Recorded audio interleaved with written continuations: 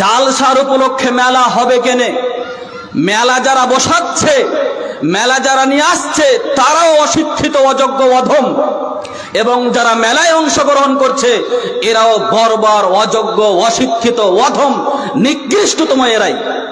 এরা কি শুধু উপকার নিজের জন্য কিছু করেছে? জি না, এরা ইসলামকে কলঙ্কিত করেছে মেলা বসিয়ে, এরা ইসলামকে অপমান করেছে, মুসলিমকে অপমান করেছে, এরা 200 কোটি মুসলিমকে এরা অপমান করেছে।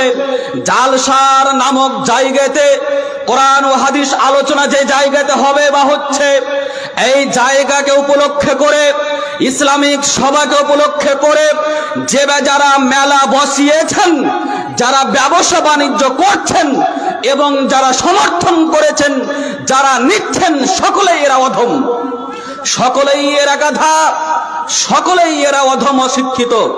আমি যদি আপনাকে অশিক্ষিত প্রমাণ করতে না পারি কথা বলবো না ইনশাআল্লাহ। শেখ বসে আছেন আমার সামনে, শুধুমাত্র ব্যবসা বাণিজ্য করে আপনার 4 টাকা উপকার হতে পারে, 200 কোটি মানুষকে আপনি অপমান করেছেন, জবাব দেওয়ার জন্য আপনি প্রস্তুত থাকুন। গোটা বিশ্বের 200 কোটি মুসলিমকে আপনি অপমান করেছেন, ভারতবর্ষের 40 কোটি মুসলিমকে আপনি অপমান করেছেন। এই ধরনের আপনার সম্মেলন হবার উপলক্ষকে কেন্দ্র করে আপনি মেলা বসিয়ে কি মনে করেছেন? আপনি মনে করছেন আপনার বিরুদ্ধে কথা বলে না, তার জন্য আপনি যেমন তা করবেন নাকি? কি ভেবেছেন আপনি?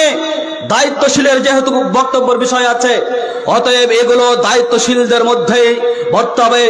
যুবক শুনে রেখো, যারা সম্মানিত মা বোন ভাই আব্বু যারা দায়িত্ব পালন করছেন তারা শুনে রেখেন, প্রত্যেকে জবাব দিতে হবে। শুধুমাত্র দায়িত্ব বহন করলাম, দায়িত্ব নিলাম, এটা যথেষ্ট নয়।